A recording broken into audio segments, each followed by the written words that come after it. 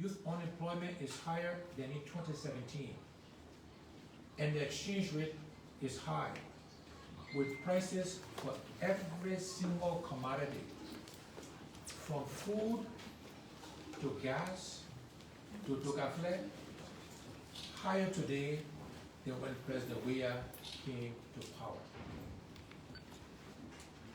Stealing, lying, promising, taking no responsibility, lying again, promising again, and continuing the stealing are the mantras of this government as doctors, nurses, teachers, civil servants, police officers, and other servicemen and women who keep our society together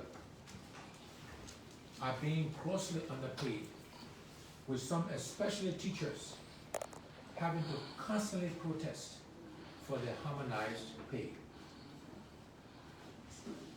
Every year, high schools, colleges, and universities, though restrained by limited resources, produce thousands of young graduates, all of them hopeful of a better life, only to see their dreams and futures crushed by the lack of jobs and opportunities. President Weah's description of the state of the Liberian economy and the Republic is not only patently false, it is insensitive, offensive, and disconnected, representing an alternative reality to the worsening hardships and deteriorating plight many Liberians are living through today. The president has failed and is now hoping to deceive Liberians with even more promises. It has been reported that out of 169 promises that the president has made, he has only kept 11, which is a score of 7% or an F. Obviously, President Weah is good at making promises, but very bad at fulfilling them. My fellow citizens, our state is basically leaderless. To put it in COVID-19 terms, President Weah is in self-imposed quarantine. This likely explains why he would ridiculously declare our crime-infested streets, beaches, and urban communities to be peaceful and strong, and say to Liberians who are suffering through this every day that everything is all right. In rural communities, life is just as it has always been, if not worse, especially for women and children, with many dying in childbirth and from preventable and treatable illnesses, while still too many Liberian babies are dying before they reach their 5th birthday.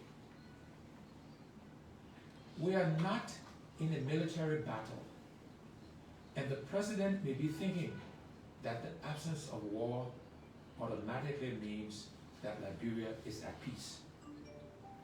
Again, the president is wrong, because peace is not just the absence of war, but the presence of security and opportunity. Streets and communities are insecure, and too many Liberians are still being denied opportunities because of their tribe, their gender, religion, and party affiliation. If it were possible, many young Liberians would gladly leave our country, the land they dearly love, in search of greener pastures. Liberia's economy is growing the slowest in the Mana River Union. Yet this government continues its wasteful spending.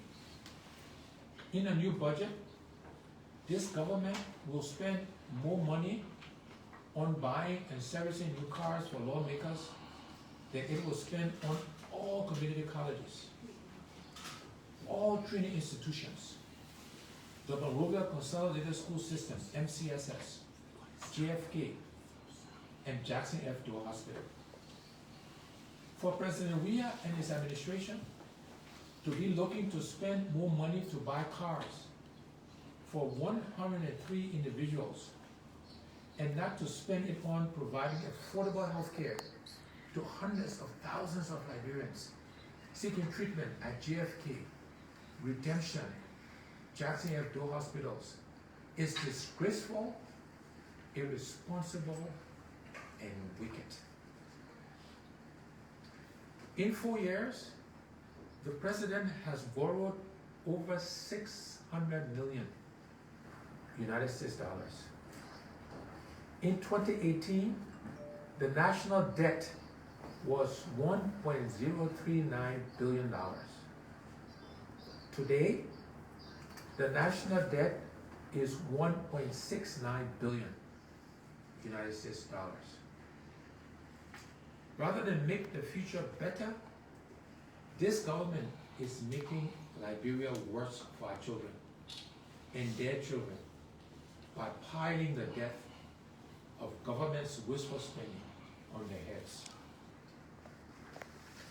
We welcome calls of the IMF, World Bank, and ECOWAS to curtail Liberia's massive tax waiver policy.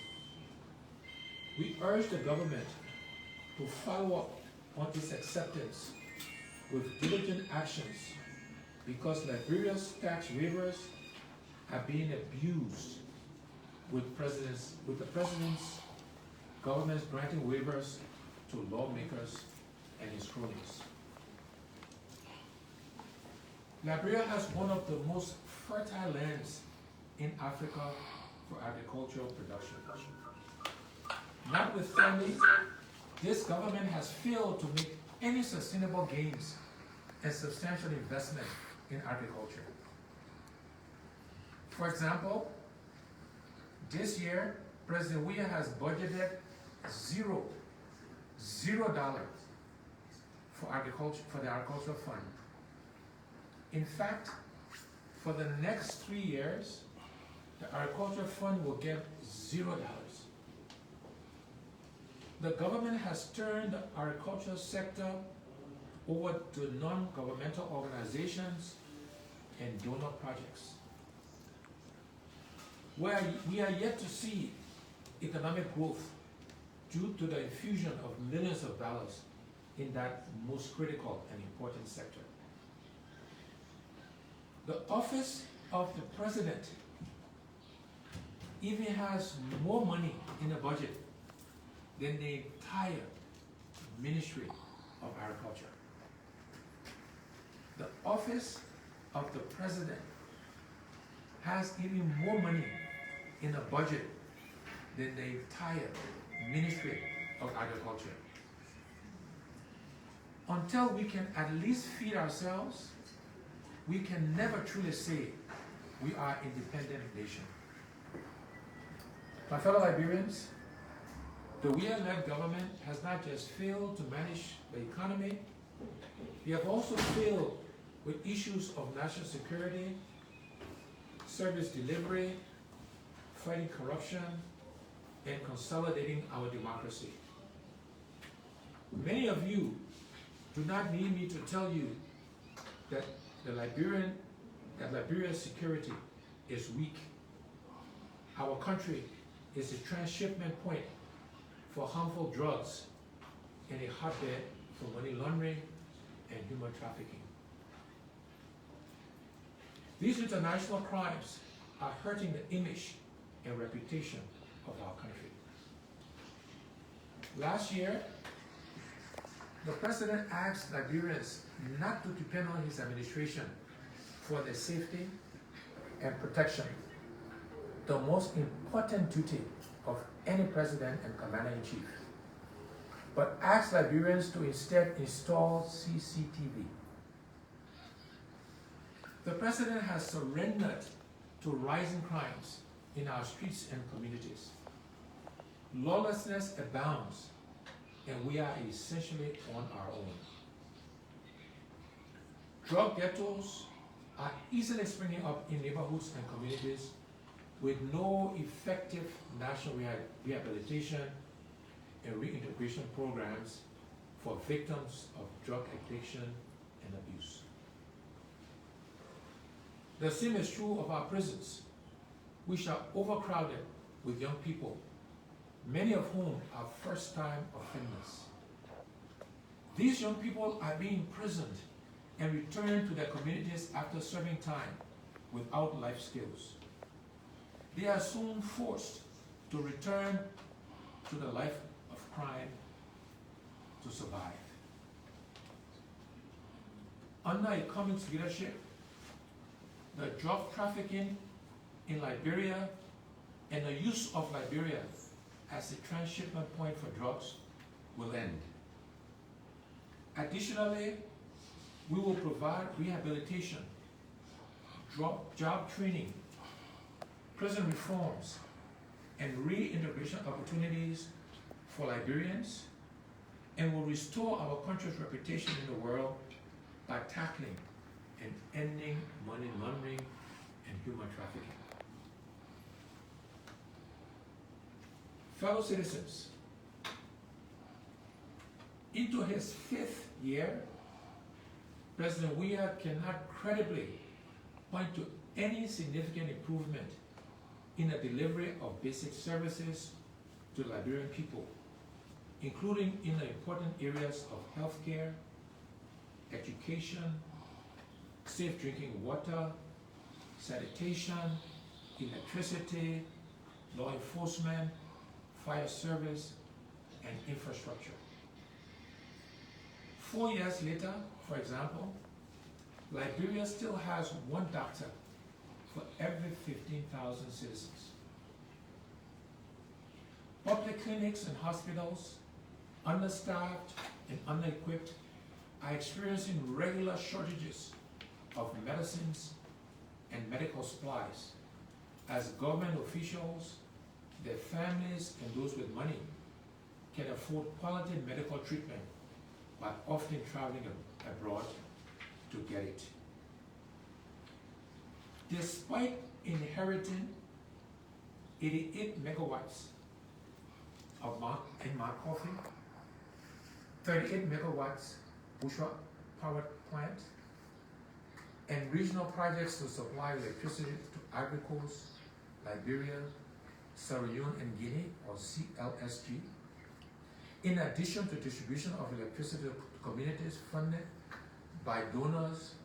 Electricity services are poor, extension and distribution to needed communities and households are frustratingly slow, and completion of the projects are delayed due to incompetence of the government to honor its share of the commitment, such as resolving resettlement action payments for those in the project affected areas. While we welcome the decision by the electricity regulator to reduce prices, that decision is meaningless without increasing access of stable electricity to most household residents. Generated electricity is sitting at substations in Buchanan, in Mount Coffee, in Yekepa, and in Mano River, none of which is being distributed because this government is unable to negotiate commercial agreements with the suppliers in the Ivory Coast. The CLSG is using Liberia to supply Sierra Leone and Guinea with no benefit to Liberia. The president and his administration do not care. Let me repeat that. The president and his administration do not care. They do not care if things are bad or getting worse. A Cummings administration will fix LEC. We will guarantee stable and reliable supply of electricity during the rainy and dry seasons, and will connect more homes, communities, and businesses to the electricity grid, not as a special privilege for a few, but a right of Liberians to the country's development.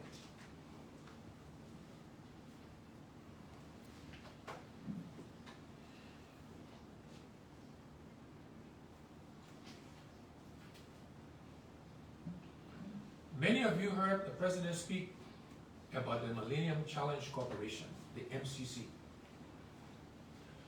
What you did not hear him say is that his government has repeatedly failed to meet the benchmarks of the MCC for renewal, thereby losing millions of dollars to improve access to electricity. We would have congratulated the President and his government for the roads and houses he pointed to in his address on last Monday, until it has been realized that some, if not all of these projects, are also fronts to steal state funds and launder money through numerous no-bid contracts, opaque processes, and inflated costing. For example, the Popo Beach project was first estimated at US $800,000 to build 52 bedroom units, or US $16,000 per unit. Now, the government is saying that the project will cost US $3 million to build 89 units, or US $33,700 per unit, almost twice the original cost per unit. The Liberia Agency for Community Empowerment, or LACE, is run by President Weah's crony, and its budget has been increased by $10 million US. This is shameful. The stealing is disgraceful. A few months ago, the government spent millions on Bushrat Island Road using concrete pavement. Recently, a bid has been announced for the same road. As the bid was being announced, the project had already been given to a company owned by a CDC stalwart. The real interest is not to develop the infrastructure. It is to steal. As a result, we continue to see issues around conflict of interest, poor planning, no value for money, and low quality engineering associated with infrastructure development under President Weah. Additionally, the National Road Fund, or NRF, is being mismanaged. Considering the hardships bad roads continue to pose to the movement of people, goods, and services, it is unacceptable that the NRF continues to be abused by the government. We call for an immediate audit of the NRF. Audit now or be audited later. Do the right things now or answer for the wrongs later.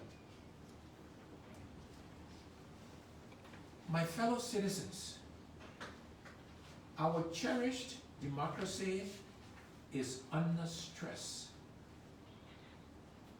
Over the last 4 years, President Weah has sought to undermine the rule of law and roll back good governance practices. Political interference and executive overreach in the justice system continued, beginning with a politically motivated impeachment of Justice Kabina Janet, up to and including the political prosecution of formidable opposition leaders on trumped up and false charges. Peaceful protests and assemblies are being tear-gassed, resulting to violence, arrest, and warning of peaceful citizens. President Weah and his administration are yet to realize that peaceful assemblies are inherent guarantees and ingredients for functional democracies, while judicial independence is indispensable to the consolidation of democracy and growth of the economy.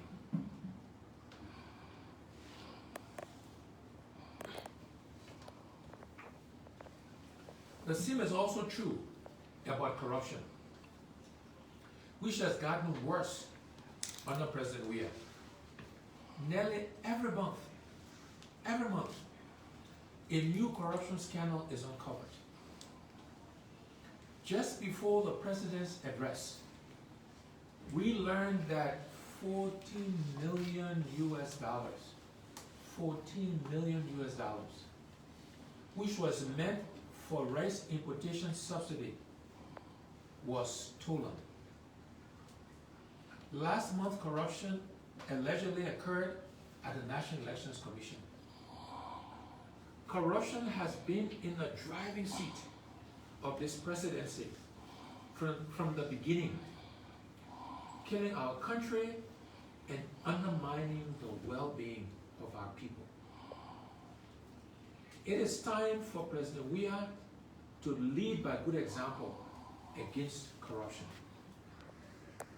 Therefore, I urge him to publicly declare his assets and encourage officials of his government to do the same. Make no mistake about this. As president, I will publicly declare my assets year on year and will instruct the forensic audit of all expenditures of the current Liberian government. And wherever it is determined that those with fiduciary responsibility turned a blind eye to their duties and or facilitated the conversion of public funds to private use, such individuals will face the full weight of the law regardless of who you are. We have to get serious about stopping the stealing. My fellow Liberians, measuring success of tenures like this Weah administration does under perceived wrongs of the past is the textbook definition of flawed, visionless, and inconsequential leadership. The ANC and I will provide consequential leadership to our country, one that will take responsibility, make the required tough choices and hard decisions that may not seem pleasant, but are necessary to get the future of unity, shared prosperity, and equality in opportunity that Liberians deserve and have been denied for too long. We recognize the importance of dressing up the body of our country, building roads and sports parks. But the real changes we must also make is to clean up our nation's soul so that we never again destroy our country or put each other down when we should be building and lifting each other up. So that no Liberian child is limited to what they can become because of their gender, tribe, or religion. When we clean our nation's soul, we ensure that no Liberian needs to feel excluded, marginalized, or denied opportunities in their own country because they are opposition or come from a different region, ethnicity, or religion. So that all of our children, boys and girls, have the best opportunity to be the best adult versions of themselves because they have access to the best quality education and can strive for excellence right here in Liberia. Cleaning the nation's soul means women will have equal say and an equal seat around the national table of decision making.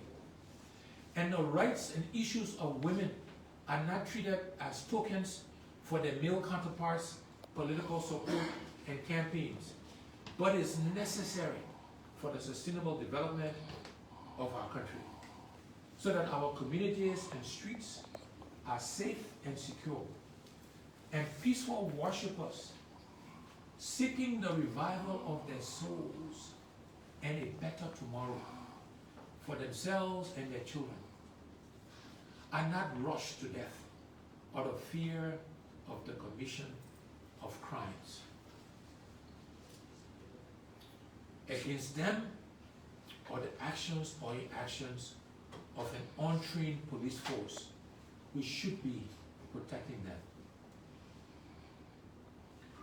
We clean our nation's soul so that we manage the great wealth of our nation more equitably and accountably, to ensure that we are no longer considered amongst the poorest and most corrupt in the world, and that all Liberians benefit from all that Liberia is blessed to have, so that hospitals are accessible, affordable, and modernized, not just with medicines and beds, but also with the necessary equipment and technology to ensure that all Liberians have the same chance at the best possible healthcare delivery, again, right here in Liberia.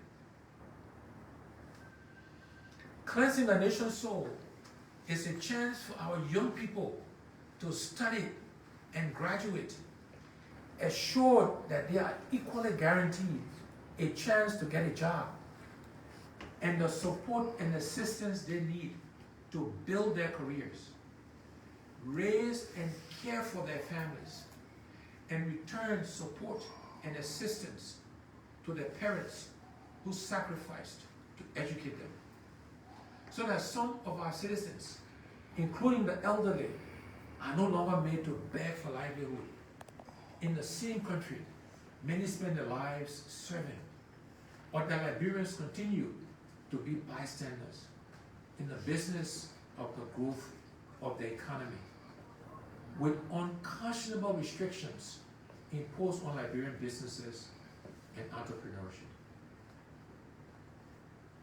We must cleanse the soul of our nation so that our country is no longer a den of crimes and drugs and rape and sexual abuse with impunity or money laundering and human trafficking.